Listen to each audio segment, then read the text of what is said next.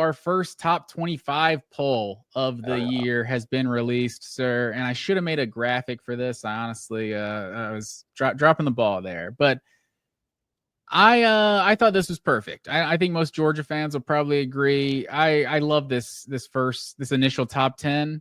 Texas number 1, Ohio State 2, Penn State 3, Georgia 4, Notre Dame 5, Clemson 6, Oregon 7, Alabama 8, LSU 9, and Miami at number 10. What are your first thoughts on this first coaches poll of the season? I think Georgia's about where I would have them. It's interesting. They got 3 first place votes, which is interesting. Texas sure is getting a lot of hype, and I get it. They are going to be really good. Personally, I think I would still have Ohio State at number 1 just because they won the title last year, and Ohio State is just one of those programs that I feel like if they win the title, even if they lose a lot of talent, you can always count on them having a bunch of insane guys coming back. And it's like, I don't know. Texas has a new. Do you think that's how it should work in general? If you win the championship, you start number 1 the next year? No, because if you lose your entire team, then then we need to be realistic. And I know that Ohio State did lose a ton of starters. You can probably show me a whole list of all the starters they lost, but they have guys. They have they're replacing Will Howard with Julian Sayin. They'll be fine.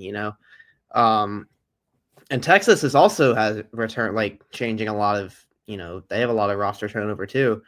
And it's just kind of getting treated like it's not roster turnover because it's they have Arch Manning, which he's still a new starter, guys. I understand we all think he's going to be really good, but we can't be treating him like he's a known commodity when he really isn't. So I would flip Texas and Ohio State personally, but I don't have really a bunch of strong. I look at this list, there's no one that I'm just how are they on here? Maybe Michigan, they're probably a little too high, but yeah, Georgia. Michigan. I only have the top 20. I read the top. Michigan is at 14, which is interesting. But my cousin Bryce Underwood is going to do really well over there, so I think 14 is probably fine the more I think about it. But yeah, the top 10 I think is Miami. Miami's another team that lost a ton of talent on both sides of the ball, but I guess you're counting on a lot of that to be mitigated by getting Carson Beck.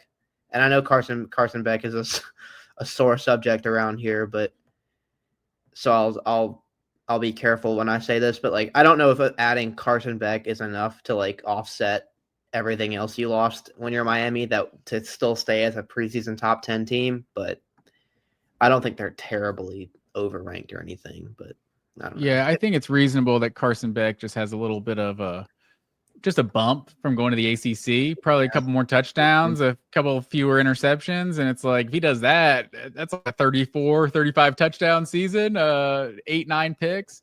I think that'll work. Yeah, I mean, I think after that, because after Miami, I feel like it's a drop off because they had Arizona State and Illinois. And then, you just don't know where to rank any of those SEC teams. We do this every preseason and have 9 SEC teams in the first top 25. And then it's it never ends up that way. But I mean, it's half of them go 8-5 and we look like assholes. Well, and it's I struggle because I think you should rank the teams who you think the 25 best teams are. I don't like when people do their preseason top 25 kind of guessing how the season is going to go.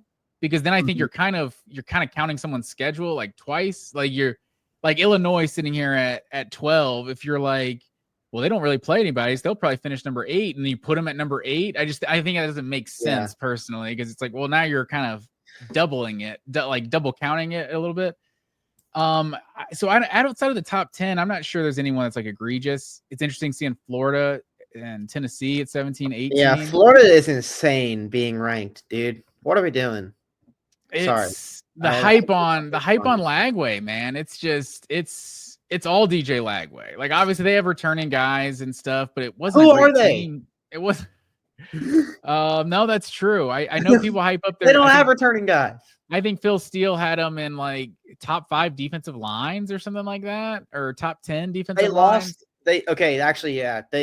Honestly, they might be having some some addition by subtraction on the defensive line because they don't have that like 500-pound guy anymore who was like not a good player, but like Yeah, he what was was it, big. Some Desmond? people thought he was. Maybe their D line is good now. Actually, okay. They do have some talent now. Give them No, I mean, hey, a little I'm bit not of. here to hype up Florida by any means. No, And so like if you think Florida is top 15, but their schedule is so 17 tough, you're though? like, well, they're Yeah, not going to finish top 25. It's like I also don't think that's right logic. Like that goes essentially what I just yeah. said. So No, they yeah. could legitimately be a top 15 team that has to play 7 Mhm. teams that are ranked higher than them this year. Yeah, And because it's like Miami's another one of those teams they have to play to go with their SEC schedule. yeah. That does, man. Um, Their schedule's really hard. what is That does suck. That's what sucks about like being in that position as like we're a top 15 caliber team, but we're not even top 5 in the SEC. And then it's like, because if you're that good, but you're not good enough to be at the very top, level of the SEC, then just like no one believes you, because it's like you're sitting here and you're like, no, we are really good. Like we're in terms of just the quality of our team, we're top 15 in the country, and it's like, well, you have 4 losses, so that makes me think that no, you don't. It's just it's a paradox, I guess. It's just that's what kind of sucks now about college football homogenizing the conferences so much to where there's like 2 good conferences. Is like that's going to happen more and more and more and more and more. Yeah, and people talk about Kirby like he's just some sort of like homer and like just SEC people are so delusional.